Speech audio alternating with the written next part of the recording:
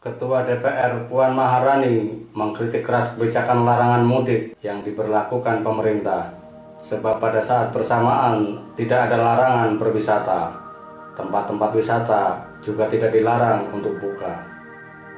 Puan menilai kebijakan itu sebagai bentuk inkonsistensi kebijakan pemerintah. Masyarakat dibuat bingung karena mudik Hari Raya Idul Fitri 2021 dilarang namun tempat wisata dibuka.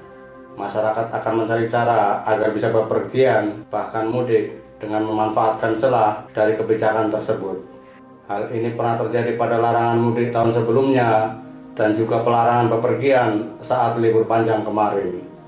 Puan menegaskan konsistensi penerapan kebijakan di lapangan harus dilakukan untuk mencapai hasil seperti yang diinginkan. Larangan mudik harus adil dan konsisten. Menanggapi kritik Puan, tenaga ahli kantor staf kepresidenan Ali Mokhtar Ngabalin mengatakan pemerintah tidak pernah main-main dalam upaya pengendalian sebaran virus COVID-19. Perubahan yang terjadi bukan bentuk inkonsistensi, melainkan mengikuti dinamika yang terjadi. Kebijakan tetap hanya berlaku untuk barang yang bersifat konstan. Kritik Puan sangat menarik jika dilihat dalam konteks politik kekinian. Selain salah satu ketua DPP PDI Perjuangan yang adalah partai penguasa, Puan juga putri ketua umum PDIP Megawati Soekarno Putri. Kritik pedas Puan tentu tidak bisa dilepas dari dinamika politik yang tengah terjadi, di mana sejumlah politisi rame-rame mengunjungi wali kota Solo, Gibran Rakabuming Raka, yang tidak lain adalah putra Presiden Joko Widodo.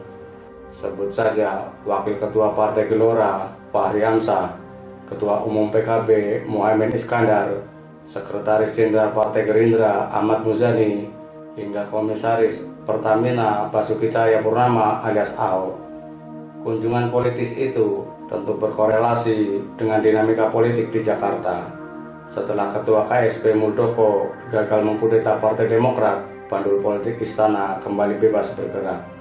Artinya, sampai hari ini belum jelas arah politik istana menuju 2024. Di sisi lain, Megawati tentu tidak ingin Puan kembali menjadi penonton di gelaran Pilpres 2024 seperti yang terjadi di dua Pilpres sebelumnya.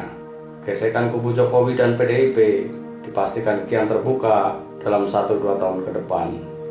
Pernyataan politikus PDIP Effendi Simbolon, jika Gibran hanyalah politik instan, dapat menjadi cerminan kegusaran PDIP. Sebab Effendi membandingkan Gibran dengan Puan yang disebut bukan politisi instan karena sudah menapaki jalan politik selama puluhan tahun sebelum menjadi ketua DPR. Akankah terjadi pecah kongsi antara istana dengan kebagusan? Menarik untuk dicermati.